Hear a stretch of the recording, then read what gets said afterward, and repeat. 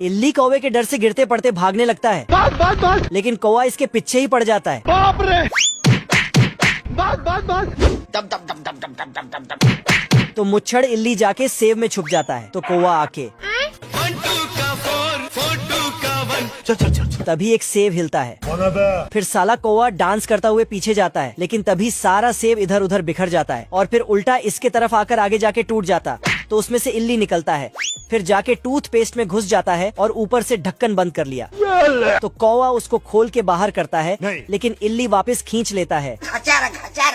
कौवा थक जाता है, लेकिन फिर से टूथपेस्ट को पकड़ा और मोड़ने लगा, पर इल्ली उससे बाहर निकल के एक टोस्टर मशीन में टपक जाता है। साला कौवा तो अपना मुंह खोल के खड़ा हो गया और ना चाहते हुए भी ब्रेड खाना पड़ता है। साले तू इल्ली दौड़ते हुए जाके शराब के बोतल में घुस जाता है और ढक्कन बंद कर लेता है। तभी कौवा यहाँ पहुँचता है, पर इधर साला इल्ली ने शराब के 1-2 बूंद पी लिया था। अरे दादा रे। इसलिए ये अपने आप को पहलवान समझने लगता है तेरी बहन का। और कौवे से भिड़ जाता है।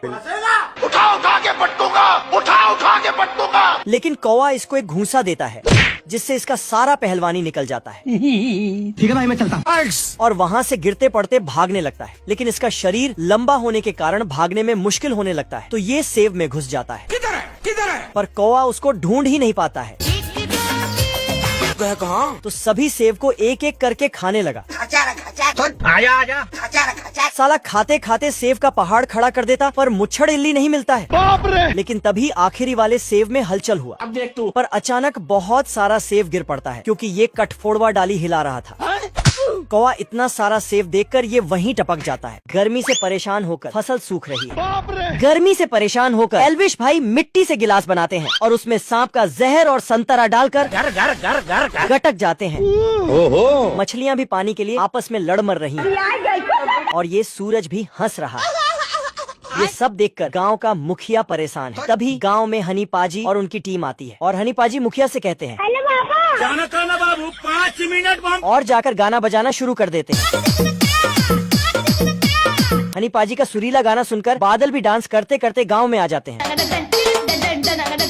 और इतनी तेज बारिश करते हैं कि मुखिया की चड्डी खुल जाती है। ये सब देखकर चंपा और चमेली डांस करती है। मजनू भी फेफड़ी बजाता है और तो और कंकाल भी जिंदा हो जाता है। मम्मी खरगोश अपने बच्चों को कमाने धमाने के लिए शहर भेजती है। आज कमाएगा तो कल बैठकर खाएगा। लेकिन ये खरगोश शहर जाकर चोर बन जाता है। अच्छा। एक दिन ये एक खेत में घुसता है और वहाँ फसल देखकर बवाल चीज है बे, साला सिस्टम मिल जाता है। उसके बाद ये चोरी करने लगता है। लेकिन तभी खेत का मालिक घपाचू वहाँ आ जाता है। मैंने कुछ नहीं किया। मेरी बहन की छोटल। और घपाचू इसको मारने के लिए पीछा करता है। खरगोश भागते भागते एक जाल में फंस जाता है, लेकिन घपाचू जैसे ही इसे पकड़ने वाला था, ये वहाँ से निकलकर एक पत्ते के नीचे छुप जाता है। अब कुछ ही देर में रात होने वाली थी और खरगोश को अपनी माँ की याद आ रही थी। चैप्टर क्लोज हो गया। बाहर जाना बहुत मुश्किल था, क्योंकि गेट के रास्ते में घपाचू था। मगर ये खरगोश हिम्मत दिखाता है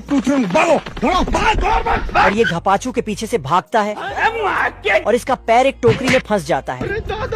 पर ये गेट के नीचे घुसकर निकलने लगता है। तभी इसकी पूंछ घपाचू के हाथ में आ जाती है, लेकिन फिर भी ये चोर खरगोश बाहर आ जाता है और कभी चोरी न करने की कसम खाता है।